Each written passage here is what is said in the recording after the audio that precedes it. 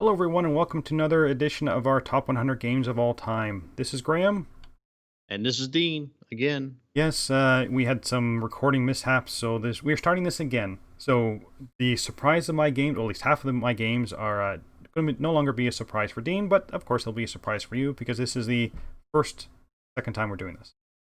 So we are doing our top 20 through 11 this time. I'm surprised it took this long for me to mess something up, but hey, at least I caught it. At least I didn't. At least we didn't finish. Yeah. And we're going, oh, why can't I stop the recording? Okay, so we're going to start like we normally do. Dean will do his first, and I'll do mine second, and then Dean will act surprised when stuff comes up. All right. So my number 20 is a game that is it was put out by Days of Wonder. It's also put out currently by TMG. I have the Days of Wonder version, and that is Colosseum. Colosseum plays 3 to 5 players, about an hour and a half. And in this game, you are putting on the grand performances in ancient Rome and within your own little Colosseum, I guess, trying to attract bigger crowds and maybe the emperor or maybe some other nobles, and expand your Colosseum to put on bigger and better shows throughout the course of the game. You are going to do this in a very simple way, really. You can expand your Colosseum by basically by paying to do it. You can purchase bigger, more expensive like show programs that are going to require more resources to do so. And then you're going to go through an auction and trading phase.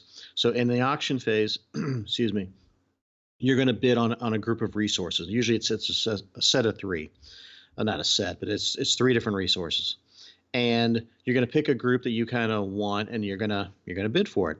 And if you win it, then you take the resources. When everyone has won a different resource group, they then can trade amongst themselves. And it's not mandatory that you trade. You don't have to accept a trade. It doesn't have to be a 1-for-1. I mean, you can do it however you want. But the trading aspect in this game is really what triggers the player interaction. And as you get the more resources, you can put on bigger shows, which is going to be more spectators, which is going to be more money, and you can use that to expand your Coliseum. And the game board itself is just a circular kind of track, an oval track. And there's an emperor and a couple of tribunes, I think, and a noble. And you're trying to get them to land in your Coliseum. And the players are going to do this themselves. They're going to roll some dice. Maybe one die, could be 2 die. And then you get to determine which one you want to move. And, you obviously don't want to help other people out, so you're not going to move one into their territory, but you may move one out of their territory or to skip over their territory, or you may move someone into your Coliseum.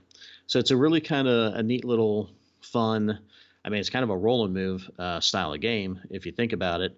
But I really enjoy this game. I like the theme of it, and it has that weird kind of scoring mechanism where the person puts on the I'd say the biggest show, the correct term, I guess the most valuable show with the most spectators is going to be the one who wins the game. So that is Coliseum, Days of Wonder, TMG, my number 20. Yep, and I put the TMG picture up here because I am jealous of Dean's Days of Wonder. He's got the nice Days of Wonder. I have the release Coliseum, so I'm sticking him with the TMG one, which is not nearly as nice opponent-wise. Gameplay is identical though. So my number 20 is my favorite co-op game, and if one of the very few, if not only, co-op games on my list. And this is a game that came out a couple years ago, and I ignored it because I'm not a big co-op fan. But looking at how highly rated it is, and it's not Pandemic, but I think it's the next highest rated co-op game on Peak, and this is Spirit Island. This is definitely more complex than Pandemic in terms of how your people work. So you are a spirit of an island. Each person plays a different spirit, and you are the spirits that the locals kind of worship. And now you have these colonists that are coming to your island, and they're basically terraforming it. They're coming in, they're expanding, they're chopping down the trees, they're making villages, then towns, and you want to stop them. You want to push them back off the land, or else they're going to completely overcome and kind of destroy everything. Each player will take one of the different spirits, and each spirit will play differently. Some of them will play with fast power, some will play with slow power, some of them are a mix. Each round, you're going to take one of your power cards and you play it. The ones that are fast power are generally weaker, but they will go off first. And then the colonists or the invaders will then take their turn, and they're going to expand and start building and whatever else. And then whoever has played a slow power will then activate near the end of the turn. Of course, you need power to generate all your cards, so you want to be managing where you're going to be sending your followers, because your followers can fight back against the colonists. You can use your own god power to maybe scare the colonists back or make them retreat from the forest back into their huts. I have not won this game, but I enjoy the interaction of this. When you think of Pandemic and you think of everybody has a role to play in that, what the special abilities tend to be fairly small. Like, you're all doing the same type of thing, but I may be able to do, I can play an extra card or have an extra card in my hand, or I can, heal 2 cubes. In Spirit Island, your spirit that you're playing is vastly different from someone else's spirit. You are doing different things. You're able to do different things. And it's not a game you're going to sit down and just kind of pick up the rule book and be playing in 5 minutes. It definitely is more complex. It's getting up to a 4 weight on Board Game Geek. 3.9, 3.95, something like that. So it's definitely more to it. A bit more complex. The game does kind of give you some, if this is the first time you're playing, play this spirit and this spirit and this spirit. But it's a whole lot of fun. Like I said, very hard, but then I find most co-op games hard. Maybe I just suck at co-op games. But this is my number 20, Spirit Island. Well, I think co-op games have to be hard by the very nature of groupthink. But yeah, I haven't played this one, and the only reason I have is just because the only person that I've actually spoken to about it didn't have good things to say about it. But everyone else, pundits and casual gamers on social media seem to love this game. There for a while, I mean, you couldn't get on Facebook or Twitter without someone having a picture of Spirit Island. So I'll have to try it. All right, my number 19 is a game that Graeme had further up on his list, and that is Fate of the Elder Gods. Fate of the Elder Gods is put out by Greater Than Games, 1 to 4 players. I've never played it solo, but it plays about an hour and a half. This is an area majority game, which I really enjoy that mechanism. It's got worker placement. It's got variable player powers, because each person's going to pick an elder god that they're trying to summon, so you might be able to use those powers. And then, of course, it's a lot of hand management. In this game, you are playing a cult leader trying to bring forth, summon an elder god. And each one's going to have a separate elder god they're trying to bring forth. And so you're trying to summon your elder god, and you're trying to slow down your opponent cult leaders. And you're going to do this in various ways. You can either cast spells against them to slow them down, or you can cast spells to help you. You can maybe instigate a raid of investigators onto one of their locations, which will punish them, especially if they have the most investigators in that or most cultists in that territory. You can go and get like ancient artifacts that'll help you do what you need to do. And then, of course, you can cast spells. The main mechanism kind of in this game is, besides area majority, is the hand management, because you have these spell cards, and you're going to use these spell cards for a couple different things. You're going to use them to cast spells, but you're going to use the astral symbols on the back of all these cards to either ready spells, or you're going to use them to move to locations on the game board, or you're going to use them to so if you ready a spell, you're going to put it above your game board or above your player board. And even though they're there and you've kind of used that card, quote unquote, you haven't cast the spell yet. So until you cast the spell, you can still use those symbols on the back to help you do other things. So it kind of comes down to that. Well, I really want to use that spell, but I really need that symbol to be able to ready this other spell or do something else. So it's kind of a neat little twist on how things work in most games. Usually when you ready a spell, you don't use that card for anything else till you actually cast a spell. The game board itself has several different locations you're going to move to. Again, you're going to use the astral symbols on your cards in your hand to do that. And then each location has a basic action and a special action. And the way you use the special action is if you have a majority within that territory. So yes, it's to your advantage to have more cultists out there and kind of build up in certain areas, especially if Graham's got 8, I got to get more than 8 to get majority. But the downside is that the more cultists that are in an area, the more likely a raid of investigators is going to be. And these can be pretty punishing raids. This game has dice in it, and the dice in this game, for me anyways, are very punishing. They do not work out well for me 9 times out of 10. And it's just it's just one of those things. I don't know, but I really enjoy this game. I enjoy the fact that each of the different elder gods have different abilities that you can potentially use. I like that there's a little bit of take that in the game with the curse cards, because you have these curse you can cast a spell which will give someone a curse. So you have these curse cards that you kind of hold during the game. So if I cast one on Graeme, I take a curse card and I look at it. When Graeme meets that prerequisite, I then trigger that curse card against him. And it could be go to this location. It could be, cast a spell, whatever it is that triggers it. And it's one of those things where when someone starts to do something, Grant says, okay, I'm going to move to the library. Might grab the card and be like, oh, are you? Okay. So then maybe he changes his mind. I'm not sure it's really part of the gameplay, but that's just kind of how we play it, mean and nasty. So that is my number 19, Fate of the Elder Gods. I'd say it's not my number one Lovecraftian game, but it's pretty high. It's pretty high on the list.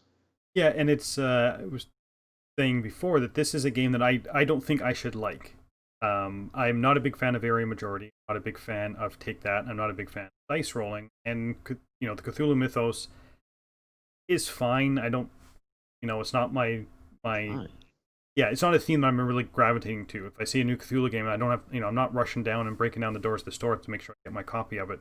But this one just works. It's light enough that the take that will set you back a couple minutes as opposed to half an hour. I really really like those curse cards. You keep on looking. It's like, oh, is Dean going to do this? And you come, because it will say, if the person goes to this location or casts a spell or tries to do this. It's really good. I like that there's multiple ways that you can win the game. There's a little track on your board with little tokens, and if the 2 tokens cross, you're out. The person who has the highest one of the tokens. So yeah, that's a good solid game. Yeah, I think the other big benefit to that is that it plays fast. Yes. Hour to hour and a half, and a lot of Lovecraftian games don't play that fast. So my number 19 is, I believe Dean had it somewhere in his list before. Sure he'll tell us where it was in his list. But my number 19 is Colosseum. It was all the way back at number 20. So there's not much for me to add to this. The one thing that I'm not sure whether Dean mentioned or not, but what I really like about this game, there's 2. One is the trading, where there's the round the table trading, when everyone gets an option to trade. So if Dean has a tree, and I really need the tree to put on my show, I can say, when it's my turn to trade, I can say, Dean, I'll trade you these 2 lines for your tree. And Dean can, accept or not. So of course Heel's going to say no because it's. But then let's say it's Lella's turn next. Lella will say, Dean, I really need your tree. I'll give you these 2 lines. And Dean will say, sure, take my tree. And I curse Dean to no end. The other thing I really like about this game is it's not a cumulative point value. It is the largest show that you put on, which will determine the winner. So if my largest show is in the second last round, and that's still the largest one that's put on through the entire game, I still win, even though my last show may be really, really small, for example. So I like that you only move up your counter if you've beaten your previous show.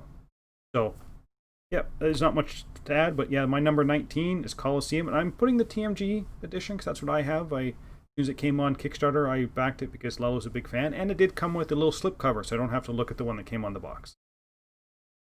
Yeah, you should cover that box up.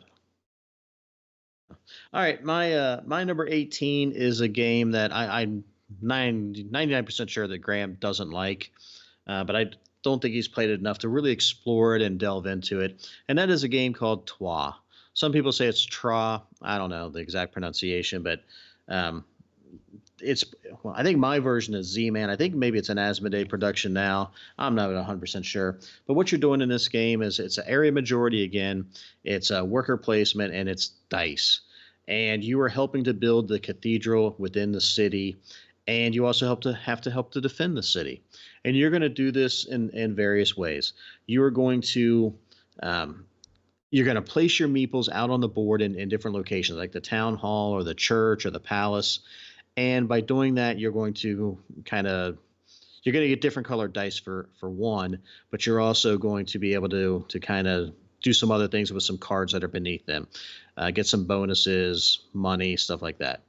So if let's say the town hall is yellow and the palace is red and the church is white or whatever, um, depending on the meeple that you put in there, because some of them are specific, like I need to have a white 3 to put my meeple here, and then you lock down the white 3 die. But you can push people out of these spots. That once they're in there, they're not in there for the entire game. So it's this constant pushing and pulling of, okay, I'm going to bump you out of here, you're going to bump me out of there. And at the beginning of the game, everyone gets the same number of dice. As the game goes on, you're going to get maybe more dice, or maybe you might get less dice. It depends on if you're getting pushed out of your spots. And you can also, if you need a specific die and you don't have it, you can buy a die from somebody else. And this is probably where Graeme doesn't like the game, because you can't stop anyone from stealing your dice. Stealing, buying, whatever. They do it to pay you for them. But it can really upset your turn if they do it, perhaps. So you have these dice, and it's basically, you're using the dice for the different things. And then the other part of it is there's two things I really like about this game. Well, there's more than that, but these are kind of unique. One is everyone has to help defend the city. And at the bottom of the game board, there's these action cards that come out, and some of them just automatically reduce people's influence. Some of them generate these black dice. And think of the black dice as like troops attacking the city. And so there might be 3 of them out there. And you're gonna roll them, and it might be a 4, a 3, and a 2. So that's their value. Starting with the first player token, or whoever has first player token, they have to at least try to counter one of those dice. It means they have to take one of their die that they may want to use on their turn, but they've got to try to take out the highest black die that's there. And I think you have to at least attempt it. I think you can. I'm trying to think if you can automatically pass or not. It's been a while. I don't think you can, but sometimes you may not be able to, depending on how bad your die rolling was. But the more black die that you can counter, the better it is for you, because you can take out the first one, but if you can take out more, you're going to get more influence by doing that.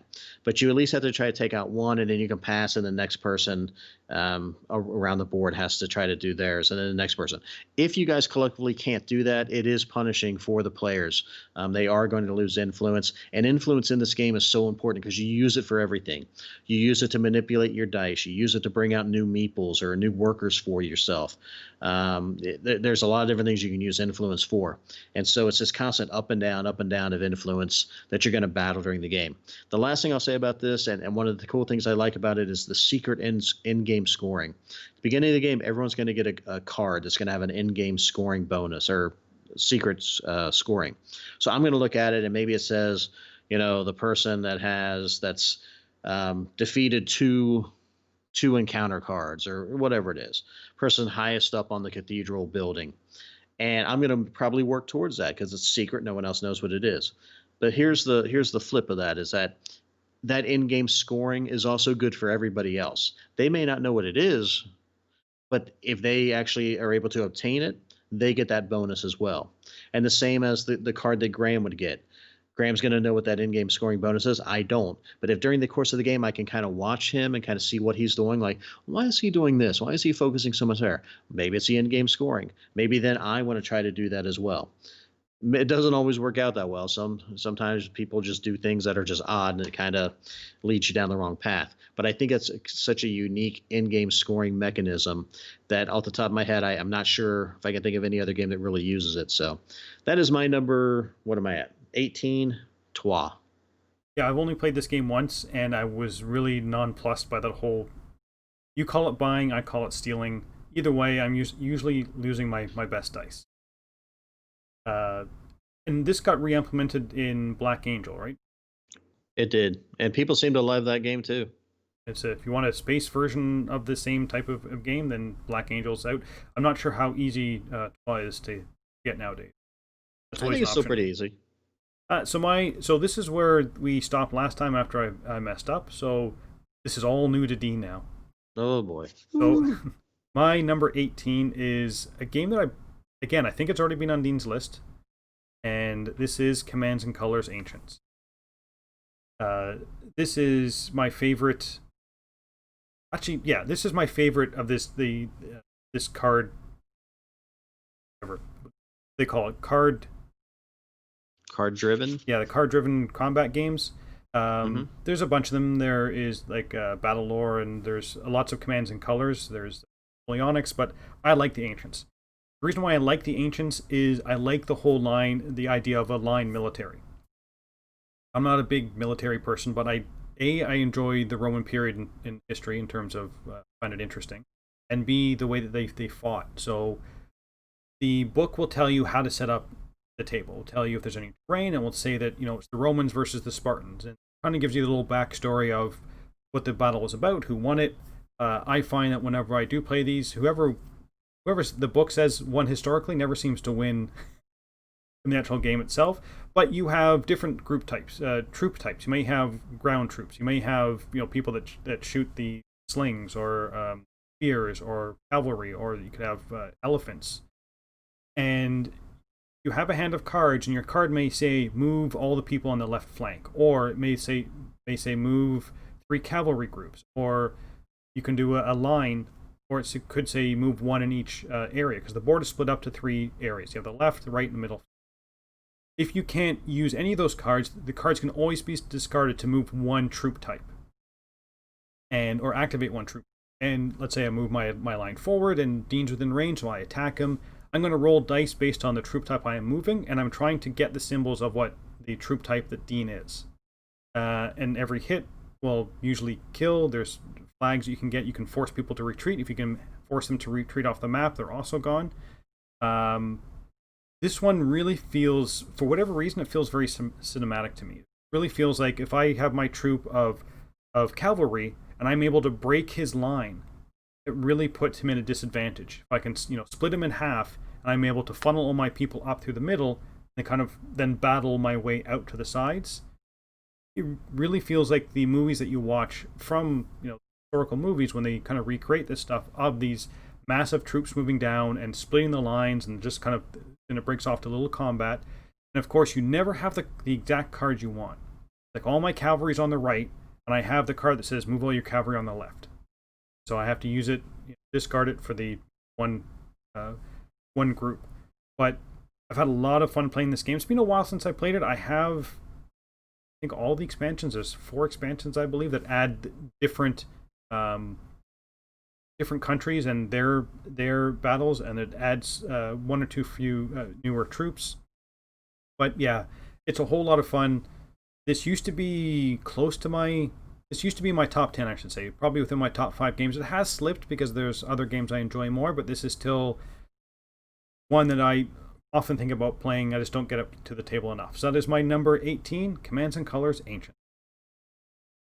Yeah, I think that was it was somewhere in my 20s, I think, off the top of my head. So yeah, it's a solid pick. I really enjoy that system, and Ancients is yeah, Ancients and Battle Lore. They're slightly there. I think Battle Lore is on my list as well, higher up. But yeah, that's a solid choice. All right, my number 17 is a game that I know Graham has. I know he's played. It's a big one. Comes in a big box. Has a lot of stuff to do in it, and that is Gloomhaven. Gloomhaven by Cephalofair Games. 1 to 4 players. I usually play a 2-player. Plays, it says an hour to 2 hours. I think it's depending on the scenario. It's probably, excluding setup time. It's Definitely, probably, yes. it's definitely probably 2 hours. But it's a co-op dungeon crawl with a very Euro style gameplay. It is a legacy game. And probably, I guess, the main mechanism is really hand management in this game. You are going to have a character, which is going to be a race type and a kind of a character type, and you're going to have a specific deck of cards that you're going to start with, and that you can manipulate and build over the course of the different games and scenarios, adding new cards. But you're going to use this deck of cards for all of the scenarios, and almost all the scenarios are battles of some kind, and each card has an initiative number on it, which you're going to use for initiative. and each card has a top and a bottom power, and you can decide which one you want to use when you play the card. But since initiative is so important in this game, you being able to pick the initiative number that you want to use is kind of cool because I really want to use this part of the card, but man, it's got a crappy initiative. And I really need initiative because they're on top of me. So I better pick one with a higher initiative because I got to get out of the way or whatever. So there's always that push and pull in a Euro style game of I want this, but I need this. I need this, but I want this. So I really enjoy that. I also kind of like the part of the hand management where as you as you proceed through the scenario, some of the cards are going to get taken out of your hand. You're going to have to discard them. You may be able to get them back, but as you start to lose cards, when you run out of cards, you become exhausted. And when you're exhausted, I I just always laugh because I just have this vision of like a guy fighting a battle, and you're hacking and slashing. All of a sudden, you just kind of crumple to the floor in a little heap, and like, no, I'm done. Time out. um, so I don't know. It's just you don't die. You just get really tired and have to lay down. I like the idea of this game, and I do enjoy it. I don't get to play it as much because setting it up is a bear, and I usually play it with Nolan, and he just, I have to spend all the time setting it up and then digging it out, and like, okay, where do we leave off? And then I've got all these different baggies from okay, this was his thing, and this is mine, and but I do think it's cool because everyone has kind of their own little, let's say it's a secret agenda, but you have your own motivation as to why you're doing what you're doing, and you have some goals that you want to achieve, and you can eventually retire a character and get a new character. And there's tons of different characters that you can do. And like most legacy games, they're in little boxes, and I haven't opened up, to even look at what even some of the other characters even look like because I don't want to spoil it. The only downside is I'll never get through this entire box. It's like 100 scenarios. We're not even close. But if you want a dungeon crawl game that doesn't play like a typical Ameritrash hack and slash, this is definitely a more of a Euro game than it is that genre. But you can level up, you can get equipment, you can change characters, you can add cards to your deck. It's got a lot of stuff going on. I've enjoyed it. It's kind of bounced around for me. I think it was when it first came out, it was 5. Now it's 17. I think I can see this game probably going farther and farther down the list as time goes on, unless I can get it to the table in a consistent fashion. But I do really enjoy the game. So that is my 17 Gloomhaven. Yeah, this is it's right as we're recording this. It's the number one game on Board Game Geek. People have gone crazy for the sequel of Frosthaven. I think that broke a record on Kickstarter as well of how much money it raised. I've played Gloomhaven, I would say 15 to 20 times, and the character I was playing is actually getting really close to retirement. Just there's some things I really like about the game. I like the story aspect of the game. I like the retirement of the game. I like that you pick which scenario you want to go to. Just Mm-hmm. it kind of reminds me of the old like video games when you walk into a town and someone runs up to you and says, "Oh, that my house is burning over there," and someone runs up to you and says, "Oh, but there's orcs attacking the door," and so you have to pick which way you go. So although there are 100 scenarios, you don't go through all 100 scenarios because there are some points that if you go save the burning fire, then the end of that story would basically say because you didn't go to the orcs have broken in the door, so that scenario you can no longer do. So I enjoyed that. I found the actual gameplay itself, though, is where it fell down for me. After 15, 20 plays, it just felt very repetitive. So Yeah. if you had asked me when I first started playing, like when the first couple scenarios, this probably would have made my top 100 games.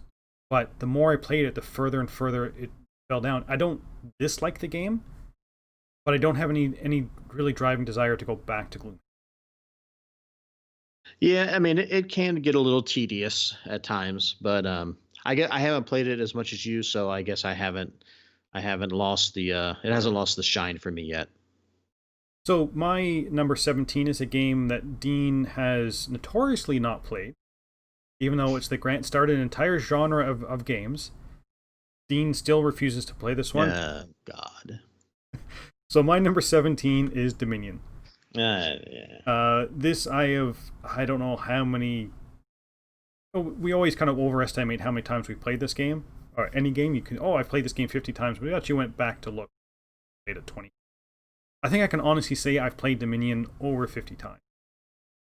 Because when we first got Dominion, we wanted to try all the different combinations. Because in the Dominion book, it kind of says, oh, try this group of cards or that group of cards. If you've never played Dominion, it is one of the first, if not the first, deck building game in which you start off with a very simplistic deck with some point values and some coins, and you set out a set of cards. And those different cards will give you different actions. So on your turn, you have one action, so one action card you can play, and then you have one bide based on how much coins you have in your hand. So usually the first round or two, all you're going to be getting is coins that you can spend on getting new cards. Take the card, put it in your discard pile. When your draw pile is empty, you shuffle, and then you draw some more cards. So you're going to be buying cards to add to your deck. That's why it's called a deck builder. And unfortunately, there are some dominant strategies that you could play, but they're not fun. The fun part for me in Dominion is seeing how all the cards interact together. Technically, you could just take all the cards and there's a randomizer deck which has one of each of the types of cards. You can shuffle it up and just say, these are the 10 cards we're going to use. So they may not work together, which is some of the enjoyment of seeing what cards work and don't work together. But then there are, I don't know, 8 expansions, 10 expansions, something like this, that just adds more and more cards. I haven't played it a lot recently, but the last 2 expansions I'm kind of itching to get to the table because I want to explore them more. But this is a game that doesn't have great theme, doesn't have great art, but it's more than made up from the gameplay. It's such a fun, quick game to play that you can try a set of cards and you'll be done in half an hour. And then you can say, okay, this card didn't work, let's pick another card to play. Or let's just start off with a whole new set of cards you can play. You are spending coins to get better cards to hopefully buy victory point cards. And the victory points cards, there are 3 different types of victory point cards. So once 2 sets of cards are empty, you just go through your deck and look at all the victory points cards and see who wins. But if you buy victory cards too early, then they clog up your deck so you can't get your good action cards out. So there's this whole push and pull of when do you get more coins, when do you get action cards, and when do you flip over to buying the property card. And again, 2 piles are empty, so who has the most property, points and property cards, and they're the winner. They keep on adding new mechanisms. They have cards that will allow you play it this turn and it will last for 2 turns. Or it's a delayed reaction, or it's a card that you can be playing against other people. Like the witch will cast curses against other people, and other people have to add curses to their hand, which again clogs up their hand. So a lot of fun, very simple. Yes, a lot of designers have taken the idea of deck building and expanded it more and added more options to it. So now deck building is now parts of other games. But if you just want a pure deck building game and see where it all started, definitely try out Dominion. That's my number 17. I would play it. I'll tell you what, why don't you fly to me, you bring all your Dominion stuff as a carry-on. I'll play it once, and if I like it, we'll play it again. Fortunately, I don't think it would all fit in one carry-on. That's not my problem. Buy 2 seats. So, all right, my number 16 is a game I know it's got to be higher on your list. If it's not, I'll be shocked. But and so I'm going to talk about it, but I'm not going to go into great detail, only because I know you will when you talk about it, at least you better. And that is Trajan. Trajan is, I don't even know who. I think Renegade maybe puts it out now. I have no idea what version mine is.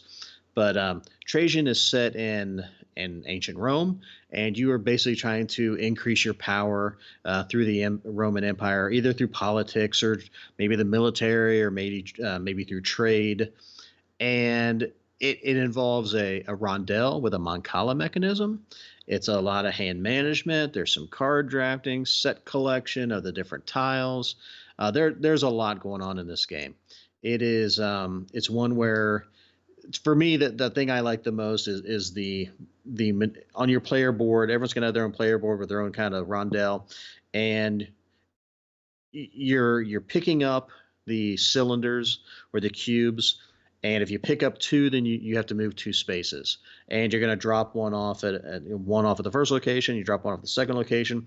The location you stop at is the action that you get to do. But besides that, there's also the trying to match of the bonus tiles that you're that are at those locations. And so maybe you need a green and a white. So you're going to try to, you want to try to drop off on the one that gives you a green and a white in the same space. So you can use that bonus action. I really enjoy that aspect of the game. Like I said, there's a ton going on. Do you want to focus on military?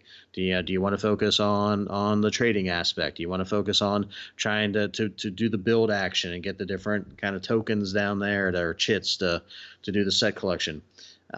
I'd probably maybe play it once a year. I don't think I got to play it all last year. And this is one that's kind of bounced around for me. It was like I think it was 11, then it was 17, and then it was 27. Now it's back to 16 or something like that. So um, I enjoy it. I, it's a Feld game, and a lot of people say it's a typical Feld game. It's a point salad. In this one, there's definitely a ton of stuff that you can do. You can't do it all, um, but Graeme would probably be better at clarifying it. But I don't know if it's. I guess you can forego um, a couple of the areas and still do well. Some of the games you can't afford to ignore anything, but I think this one you definitely can ignore. You don't have to do the trading, you don't have to do the military. But I know to be higher on Graham's list, so that is my number 16, Trajan. I'm looking at my list that I have written down here. I've written. I don't see it on my list. You're so full of crap. I don't believe you at all. So my number 16 is yet another crossover. We're seeing a lot of crossovers in our this section here.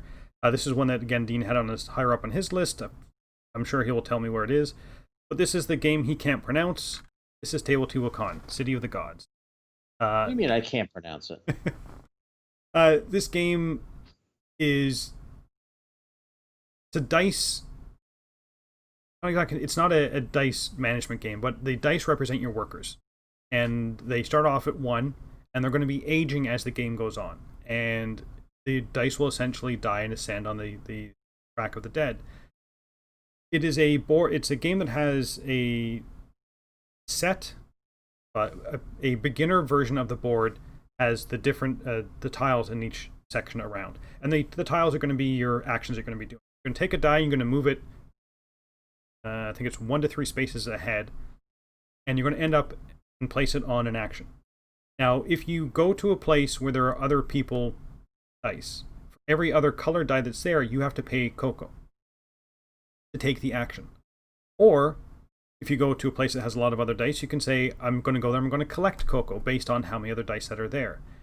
Your dice are going to go around the board. There's some ways that you can lock dice on a particular tile, and like I said, that your dice will age. And the goal of the game is to be building the pyramid in the center of the table. You want to be building the pyramid, you want to be putting decorations on it, and those are all going to be done by tiles around the edge of the board. And of course, your workers, you overwork your workers, they age, they get more experience, so they can do the actions better, but they will eventually die. They go to the track of the dead, and you're going to be able to manipulate a cult track. Then the dice are going to be reborn. They get reborn as a 1, so inexperienced, and you can build them up again. There are a couple of things I really like about this game. One, I like that whole, do I have to pay to use the action pace, or can I forego the action and get the cocoa instead, so I can maybe move another die so I have the cocoa to spend. The setup of the board says, when you're first playing, set up the tiles this way. Those tiles don't have to be in that order. You can completely randomize where those tiles are, which means the idea that you had the first couple plays of, I go here, I go here, I go here, and I have this nice little engine going. Well, next time you play, you shuffle up all the tiles, and maybe that's completely different. So you kind of have to think of different ways to approach to kind of get the same type of thing working. Setting the actually building the pyramid, you actually placing tiles in the middle of the board to kind of build up on different levels. And of course, you want to try and match symbols there. If you can match 2 symbols that are on top of each other, you get a bonus for that. You get to move up on the cult track representing that symbol that you're matching. There's a lot of things going on in this game, but it's not overly difficult. It's really like you move your die, you do the action, or you collect cocoa. And the actions are fairly simple. Place a decoration, build houses, get more people, kill off your person, have them go on the track of the dead. The track of the dead is every time someone dies, you're going to be moving up on that track. End of the game, who's ever at the top of that gets to get a bonus for getting so high. But I like that the tiles, you can change up how the game plays with the tiles, and with the now two expansions out for this game. Hmm. They add more tiles in different ways that you can manipulate your dice. So really interesting game, one that was on my Essen list before it came out, and I was happy to see that it kind of lived up to my expectations. That is my number 16, Teotihuacan. Yeah, that I mean, I knew you liked the game. I didn't know that you liked it this much, but I really enjoyed. I think if I got to play it more, it would probably get move up higher on my list. So I look forward to because I have both the expansions. I haven't got a chance to use the expansions, but I really do like this game. It's got enough going on that it keeps it fresh. But I think you're right. The variable setup is a key to this game. It really will keep it fresh for you. So good choice. All right, my number 15 is well, let me just say for all the crap I take about not liking Stonemeyer games, it is a Stonemeyer game. It is the best Stonemeyer game that is put out there, in my opinion, which is correct. And it started out way back in 2016 for me. It was my number three game of all time. Then I went to five. Now it's been 15 back-to-back years. Probably because I don't play it as often as I did before. But that is viticulture. Viticulture is all about it's all about making wine. It's going to be 2 to 6 players playing about an hour and a half, which is perfect time. And it's right around a 3. But you are going to in this game, you're going to be managing your vineyard, and you're going to plant grapes.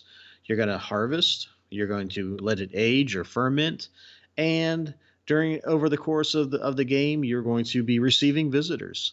You can have summer visitors or winter visitors, and possibly expand your vineyard with building some extra buildings, which will unlock your ability to create different wines. There's expansions for it where you can do cheese and everything else, but I'm just talking like the basic viticulture game. And I really enjoy this game. I like the worker placement aspect of it, and I like the fact that the game board is divided basically in half. You have your summer actions and you have your winter actions, and they're vastly different. And you are going to you're going to start in the summer phase, and you have you can get more workers. I don't know I can't remember how many you start with. Let's say you have 5 workers. You can place all 5 of your workers out on the summer side and do the different actions, and that's fine. But then you're not going to have any workers left for the winter side, for the winter season. So it's that's that struggle of, okay, I want to do this and this, but I need to do this in the winter, so I got to save workers. I like that, and it's another one of those where, generally speaking, depending on the player count, first person into an area gets a bonus. Um, and it could be a victory point, it could be a coin, it could be drawing an extra card, things of that nature.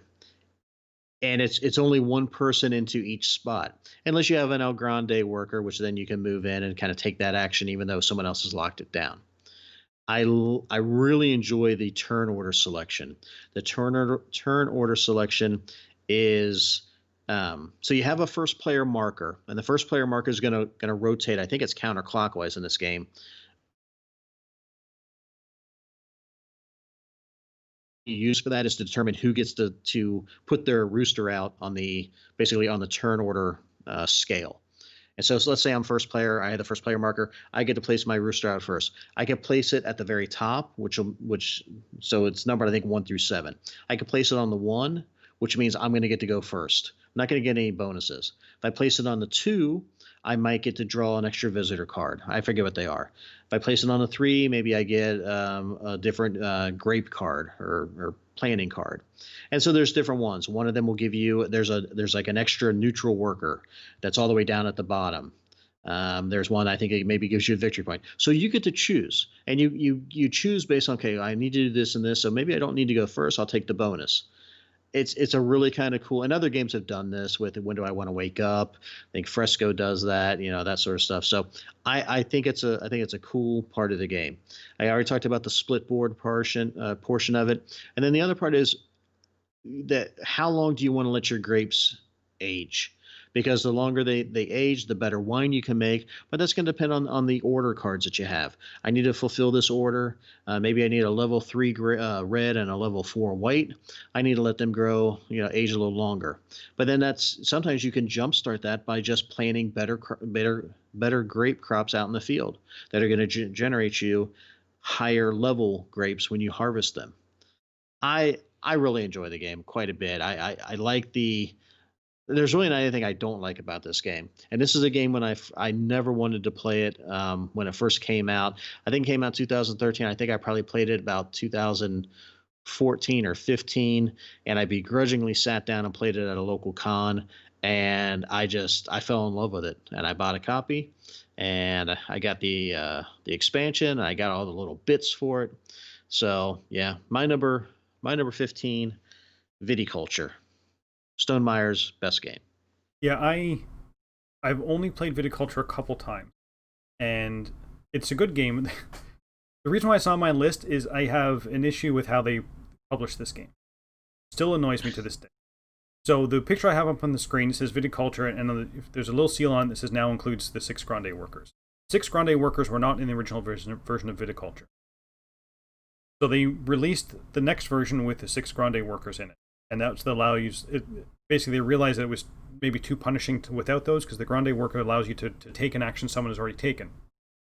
Then they came out with Tuscany, which is the expansion for Viticulture. Then they took some of the Tuscany expansions and rolled it back into Viticulture, and called it Viticulture Essential Edition. But then they also had the Tuscany Essential Edition. And it's like, it just annoys me that if you walk to the store now and said, what version of Viticulture should I buy? It's like, well, you should buy the one that says the Essential Edition on it, and if you really want the Tuscany stuff, then you buy the Tuscany expansion, but if you buy the one that doesn't say Tuscany Essential Edition, then you're getting everything, which already is. Part of it's in the new Viticulture. It's, in my mind, it's a mess. They kind of, I don't know why they did that. They should have just kept Viticulture with the 6 Grande workers and Tuscany, and just said, those are the two things. You buy the base game and the expansion. This whole splitting up the expansion and then spinning this red, it just annoyed me. So it's not on my list just because of the principle of that. Well, I think if you buy the one that's the Viticulture Essential, they took the best expansion pieces, their parts, and put it in that one. And I would venture to guess that he did it because that way it saves people the money of buying the whole Tuscany expansion, which, nowadays, I think you can only get the Viticulture Essential. Maybe you get the Tuscany Essential, but yeah, I'm sure Jamie, being a man of the people, probably did it as a cost-saving benefit to the public, because he's not one to bling out his games with unnecessary components that people don't need. Just the bare minimum. Yeah. Okay, so my number 15. It's been a while since I've had a Feld on my list. Getting a little heart palpitations that Feld has not shown on my list. But so my number 15 is one of his newer games. I believe it's 2018, 2019, and this is Forum Trajanum. The thing I like about Feld is people will often deride him for having point salad games. A point salad is where everything you do gets you points. Forum Trajanum has that same idea. There's lots of things you can be doing, lots of different ways to get points, but it's kind of up to you to kind of decide where you want to put your focus. You don't have to do everything, but you got to do a fair bit of everything in Forum Trajanum. There is your own little player board. You're trying to, there's a row and column, and there are the same symbols, but one across the across the top is white and down the side is black. And they're going to say, put it in let's say it was a Colosseum, like a circular Colosseum, like from Rome. So you're either going to pick the row or column that has in it, you're going to take the piece off or put the piece on, and you're going to start covering up your board there. There's special things you can have down the side of your player board, which are going to give you certain bonuses. And it's going to be able to score different rows with more points. Then you have a little track across the top, which you want to expand and kind of move your person along to get bonuses there. Then there's the whole main board. There's a whole main board that has the Forum Trajanum with these different colored tiles, and you want to be putting your people on the different colors. So I want the largest group of yellows that are all connected.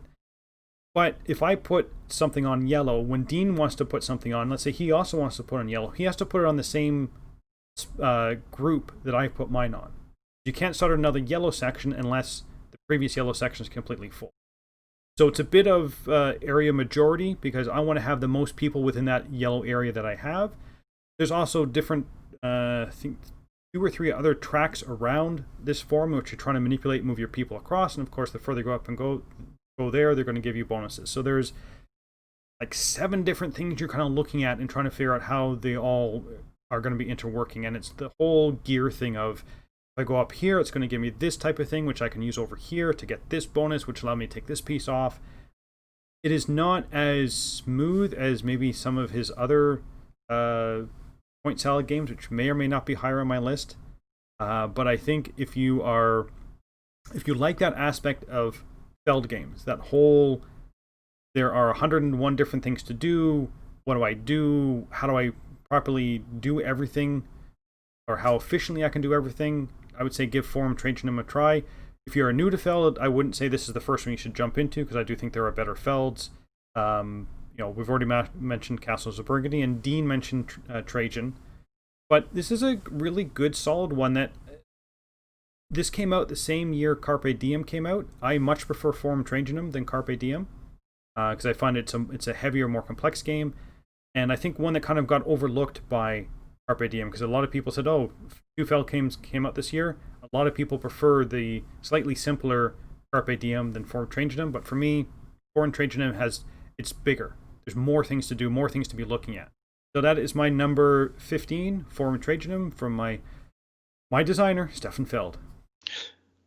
Yeah, I've only played it once, and I think I was with you. I enjoyed it. I just haven't played it since then. But I definitely think this is one where it does not get much love from the Feld followers.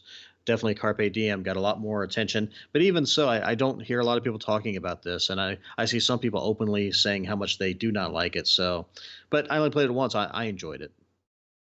All right, my number 14 is a game that initially when we played it, I think we played it virtually, and I had the physical copy, but I just hadn't got a chance to play it. Then I played it, the physical copy, and I've enjoyed it even more. But that is, it's put out by Mind Clash Games, and it is Tricerion Legends of Illusions. This is one where, what game was it that you said that you've never lost? Was that Cryptid? Yes. Yeah, this is one where I can actually say I've never lost playing this game. And now I've only played it probably a total of maybe, I don't know, 5 times. But this is it's a pretty heavy game. It's over a 4 for the weight on BGG, and it says 60 minutes to an hour or 1 hour to 3 hours. And I'd say, yeah, I mean, I don't think I've ever played one that's only an hour, but definitely is going to play at least a couple hours.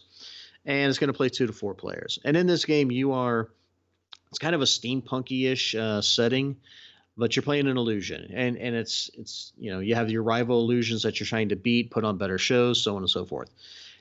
I like the dice. Let's see. It's not really, you're not using the dice, but the dice values are going to determine what you can do in the market, not the market area, what is it, the town, the city? It's the town, because you roll the dice and you kind of put them out in the different locations. Yeah. So, I mean, that's going to kind of determine what you can either the people you can hire or the amount of money you can get, so on and so forth. But in this game, you start out with your main person, your illusionist, and I think a helper or an assistant, and then you get to pick another, like either a stage manager or whatever the different jobs are. But you can add people to your staff as the game goes along. You got to pay for them if you use them. Now, if you don't use them on that turn, you don't have to pay for them. But you do have to pay for them to use them. And some of them will give you like a +1 to your action ability, or maybe it's a +2. The illusionist, of course, is always the best. And your action points really are going to determine everything you can do. Everyone's going to have a little tableau in front of them where they're going to kind of put their spells their tricks that they're working on. And then you have to acquire components to put on those tricks. So maybe you have to go to the marketplace. If you want to hire new staff or generate money, you're gonna have to go to the town. You have to go to the theater to actually put on the shows. And how you're going to determine what you're going to do that is everyone's going to have a little deck of cards that's going to say, okay, this is the stage manager, or it's not the stage, it's going to have the locations. And you're going to place them underneath the different workers that you have. And then everyone's going to reveal simultaneously the cards that they placed out. And so you can kind of look, okay, oh crap, he's going to the theater. I want to go to the theater. So yeah, I may want to take that action first, or I need to get to town because I need to get the components. So it's that choice of where do I want this person to go because of the extra abilities they're going to give you, but also in what order I want to do it because I want to beat person, I want to beat Graeme into here because he's probably going for the same components. And you can manipulate. Not only can you buy the components, but you can manipulate the components that are available by special ordering stuff or moving stuff out and putting something else new in that someone else maybe wanted. When you go to the theater, you choose what day of the week you want to put on your show or your trick.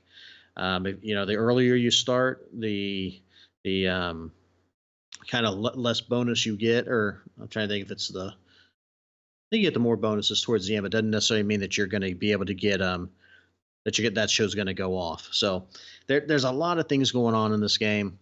I really enjoy it. I like the jockeying of, okay, well, I want to place this trick into this show on this day, but I don't want to actually run the show. I actually want to run the show on this day with more of my tricks to get more of my bonuses. And then when you place the tricks in there, if you can match up, they have these links that are on these little shits, and if you can chain these links together, you get extra gems or extra prestige points. And then of course there's the different style of tricks that you can do. I don't know. I've really enjoyed it. I love the theme, so I think that probably helps a lot. I think maybe once we've actually played with the Black Alley expansion, and I have the other expansion and I've never even used it. And now they've got two more expansions that I don't own.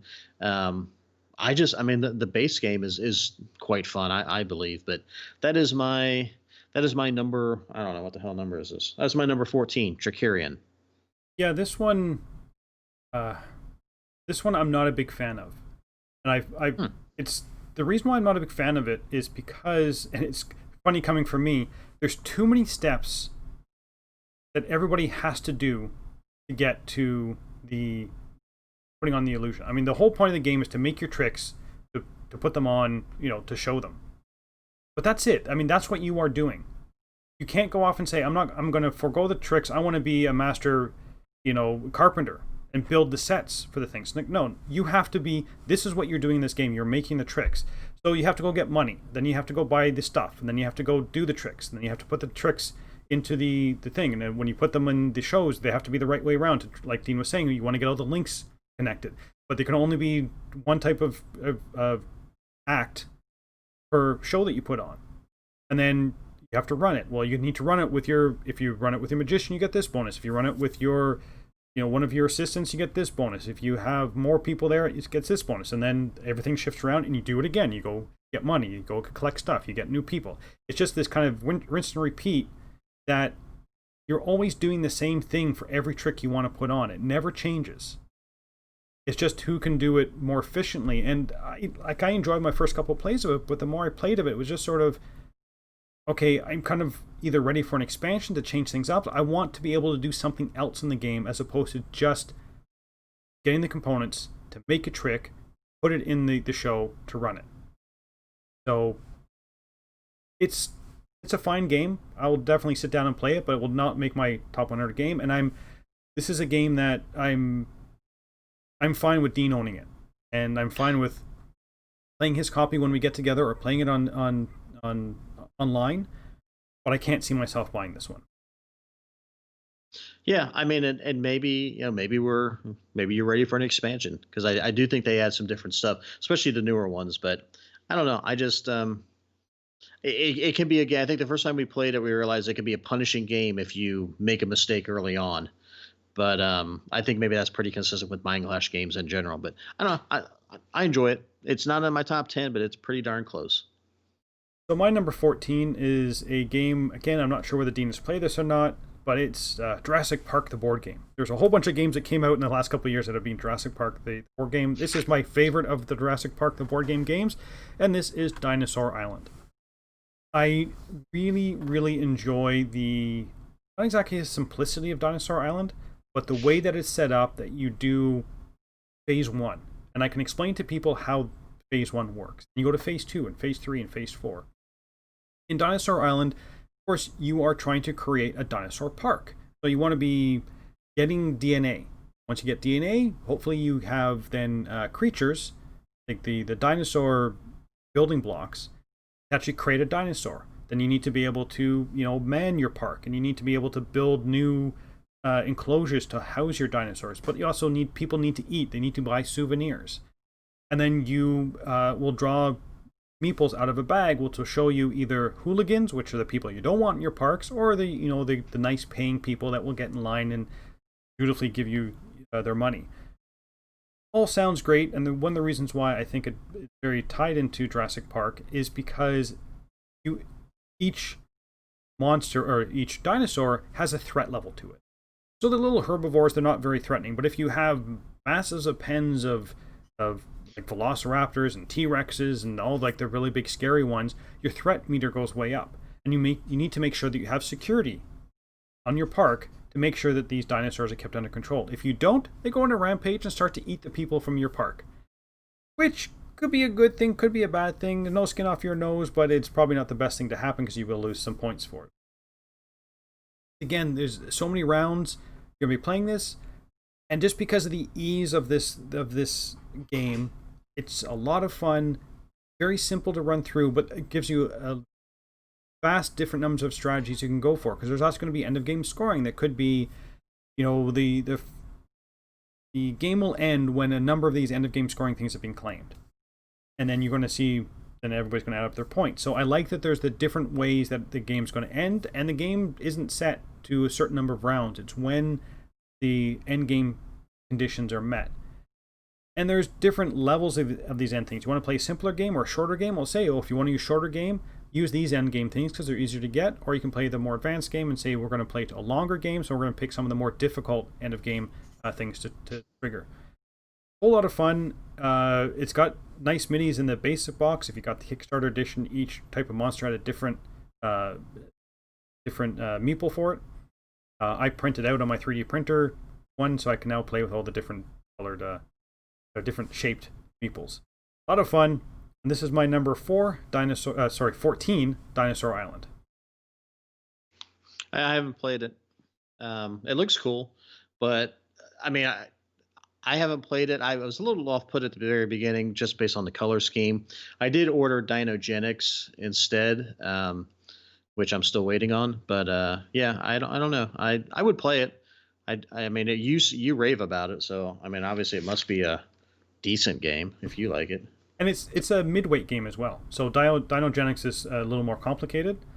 This, if I explain the game to you, we're up and running in 5-7 minutes. It really is just this is what we're going to be doing here. Then it's going to go into this, go into this, go into this. We do it again. And what triggers the end of the game? All right, my number 13 is a game I'm pretty sure it's already been on Graham's list earlier on, and that is Time's Up. Time's Up, I could call it a party game. I don't know. I mean, it's a game I like to play at conventions. It is one where it's a very charade style game, and it's very simple. It's one that you can play in teams. If you have lesser player or lower player count, you can play individually. It's best in teams. You're going to play it over 3 rounds, and in the first round, everyone's going to be given clues. And so let's say there's 40 cards in the deck, and they could be ones that are specific to movies or TV, or they could be just ones that came in the original game, which are very kind of dated but kind of humorous at the same time. So there's tons of expansions for the game, and it's going to be a one word. I'd say that's not the clue. It's going to be a one word answer that you're shooting for. It could be Billy Joel, or it could be a title of a specific movie, and you're going to be giving clues for people to try to guess that. In the first round, you can say anything you want.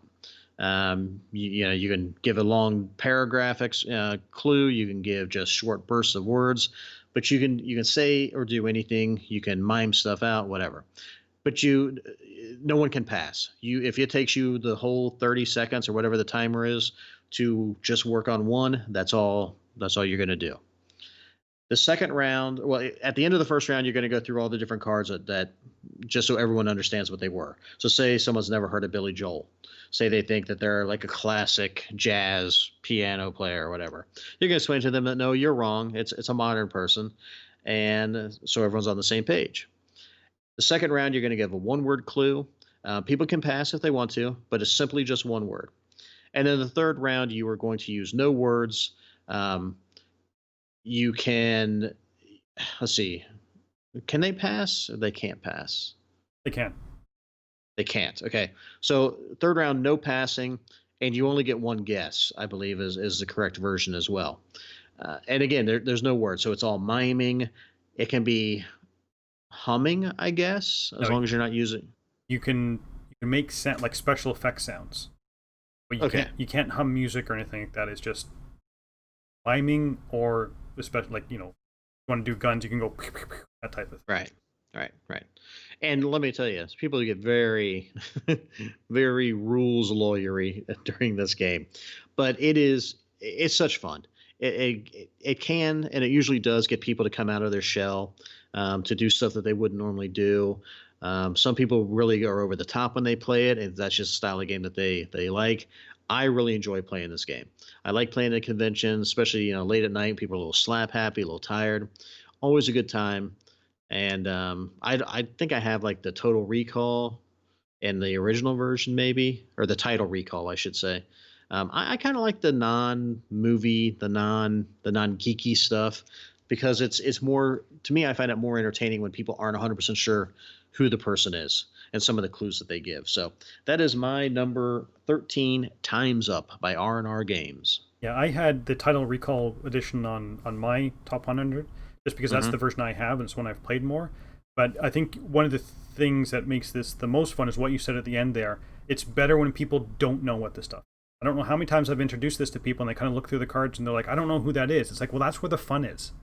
Mm-hmm. It's you or whoever trying to maybe break down the word. If it's boondock, then maybe you mime dock and say that's it's the second part of the word. Then you go with boon, and you put them together and you get boon, that type of thing.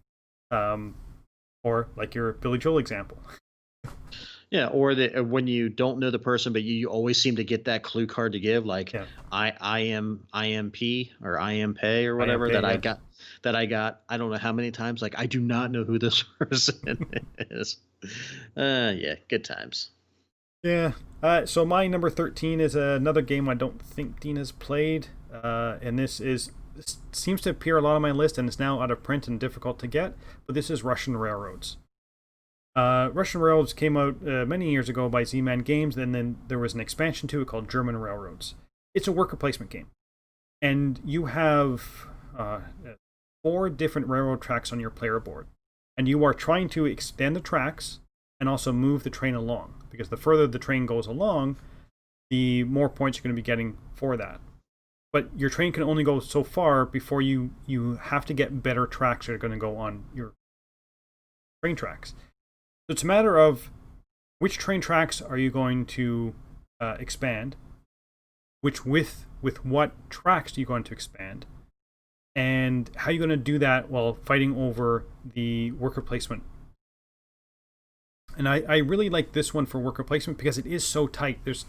You want to take every action on that board, and every time someone takes one of the actions, like, oh, I want to take that, because every action is good.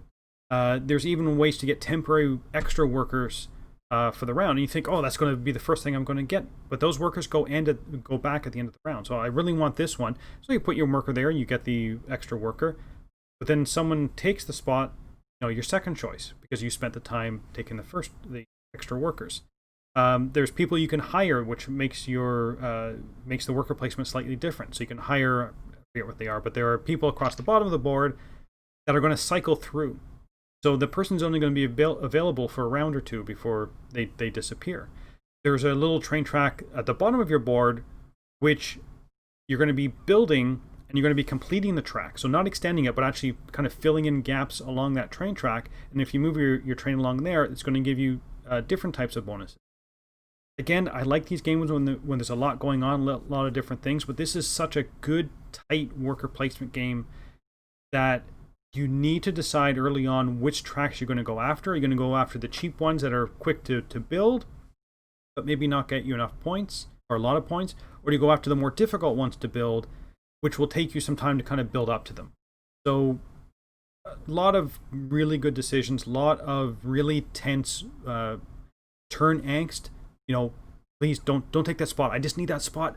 You took that spot. Now what am I going to do? I love that, and this one does it so well that this has been on an awful lot of my top 10 lists. And unfortunately, this is another one that's just hard to get, and it's by number 13, Russian Railroads. Yeah, like you said, I haven't played it. I keep looking for it, and every time I see it in the aftermarket, it's snatched up right before I can get it. But yeah, I mean, it sounds spectacular, but I wouldn't know. All right, my number 12 is a game that I know you've been playing quite a bit lately at the two-player count. Um, and I didn't realize that it played that well at the two-player count, but now I'm kind of interested in trying out. But that is the Grand Austria Hotel. The Grand Austria Hotel, put out by Mayfair or Lookout Games, 2 to 4 players, hour, 2 hours, and a little over a 3 for the wait. In this one, you are running a hotel. They have bed and breakfast in Europe, a hotel / cafe, and you are trying to attract guests into your restaurant and trying to satisfy their needs enough to make them sleepy and want to go up and take a room from your hotel. And you're going to do this by, I guess, action selection and. I mean, there's dice rolling in it, but the dice are used for everybody, so it's not an individual thing. But you're taking an action based on the die that you're selecting out of the center of the board.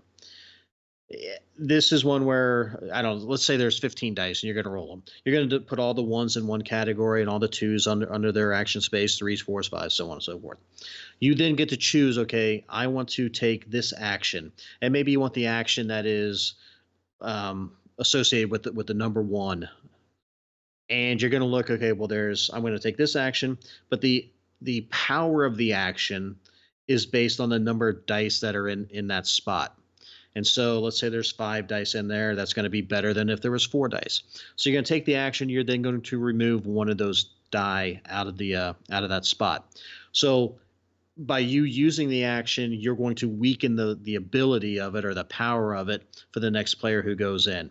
I think that's a really cool concept. It's one where you definitely have hand management because you're going to hire staff that are going to give you better results at satisfying your guest needs. And this is one also, I think, with the waste.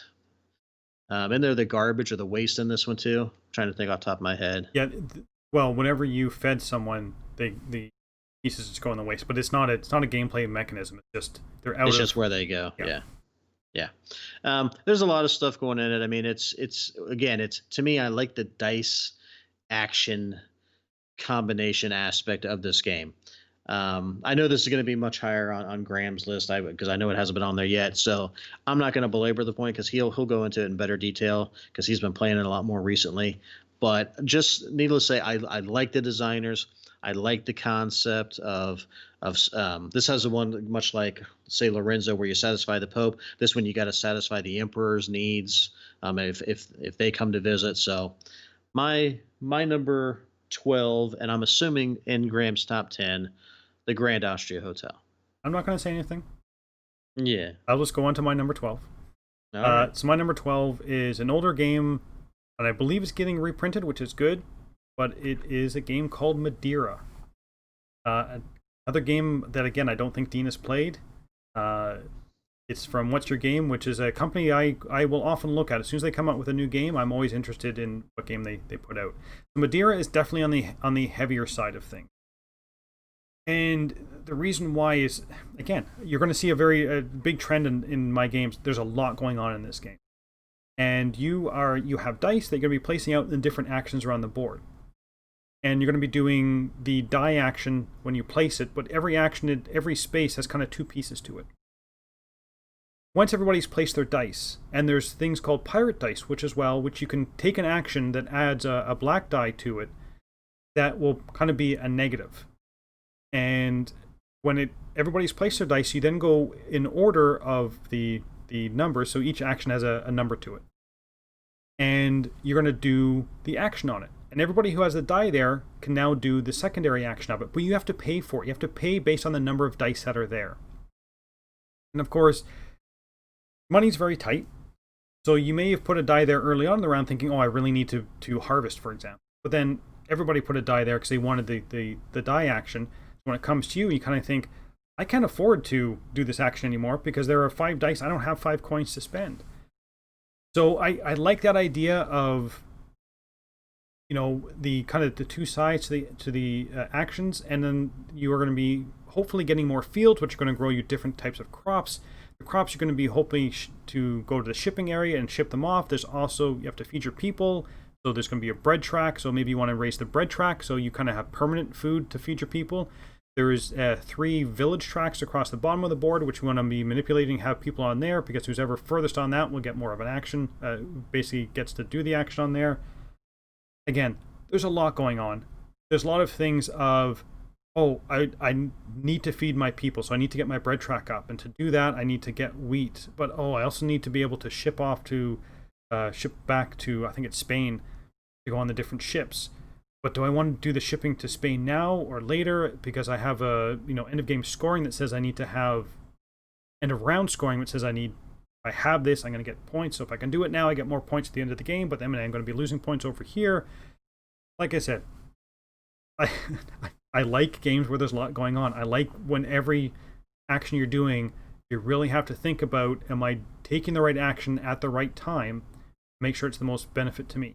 Yes, it can slow down the game. You're not going to be done in half an hour. 2-hour game that requires you to be thinking for 2 hours over what you want to do. But I thoroughly enjoyed this one. I actually learned to play this one with my wife and I sitting on the floor of a hotel room playing. And it's been played on table since then, but one I thoroughly enjoyed. And like I said, it was out of print for a while. I think now it's coming back into print. So that's my number 12, Madeira. Yeah, I think they are reprinting it. I own it. I think if I remember correctly, I haven't played it per se. I've set it up on the table and I've kind of, mimicked how I think it should play or whatever with reading through the rules. But as far as an official gameplay, you are correct. But I do like What's Your Game games. They are generally pretty darn solid.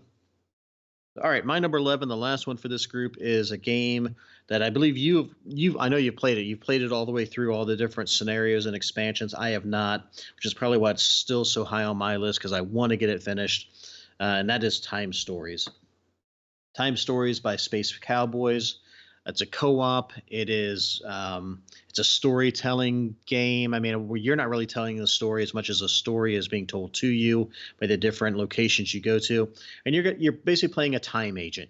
You're an agent that's going to go through time and jump into people's bodies. Think kind of like Quantum Leap, and you're trying to stop certain events from happening to protect the future.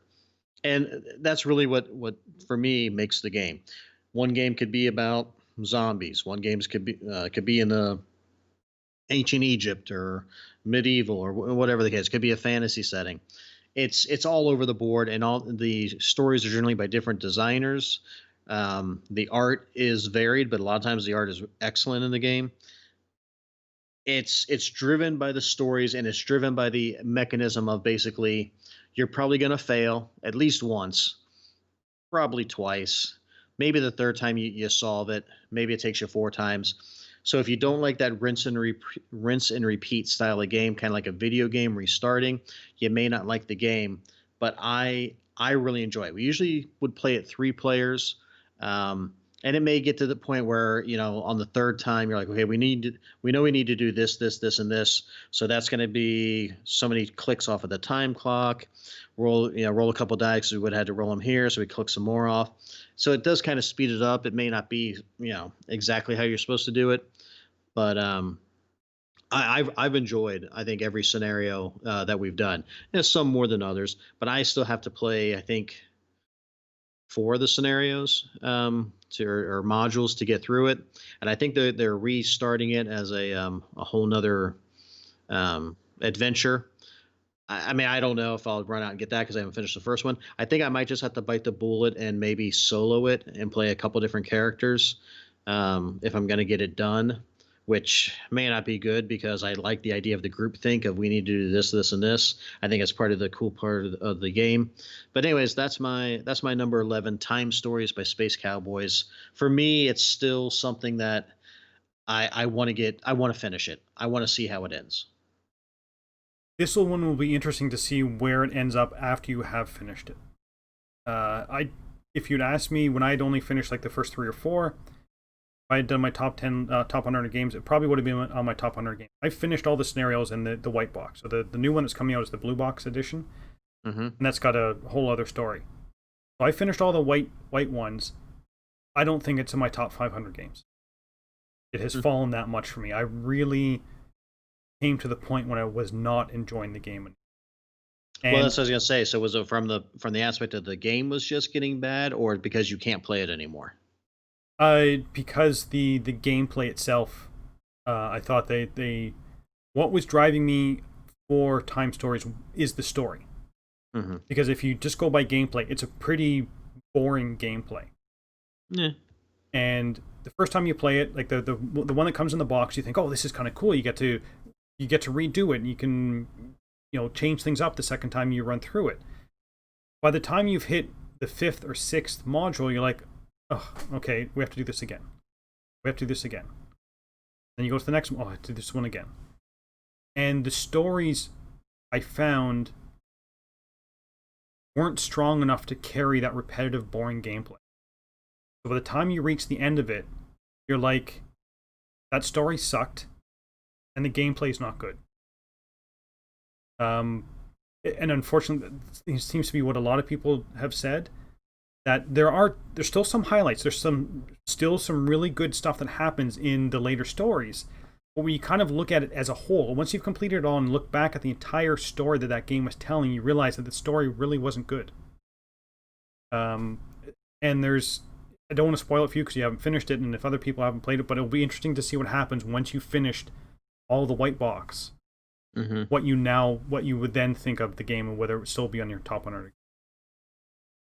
If you'd asked, like I said, if you asked me after the second and third story, probably would have been in my top 20 of how much I enjoyed those. But the more I played, it kept on falling and falling and falling.